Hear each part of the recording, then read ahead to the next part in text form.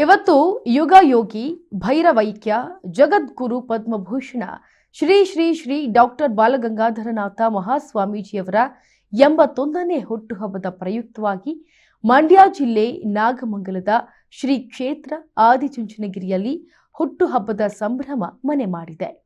Shri Shri Shri doctor Balagangadharanatha ಮಹಾಸ್ವಾಮೀಜಿಯವರ ಹುಟ್ಟುಹಬ್ಬದ ಪ್ರಯುಕ್ತ BGS ಮತ್ತು ಎಸ್ಜೆಪಿ ಸಮೂಹ ಸಂಸ್ಥೆಗಳ ವ್ಯವಸ್ಥಾಪಕ ನಿರ್ದೇಶಕರಾದ ಪರಮಪೂಜ್ಯ ಶ್ರೀ ಶ್ರೀ ಡಾಕ್ಟರ್ ಪ್ರಕಾಶನಾಥ ಸ್ವಾಮೀಜಿಯವರು ಶುಭ ಕೋರಿದ್ದಾರೆ.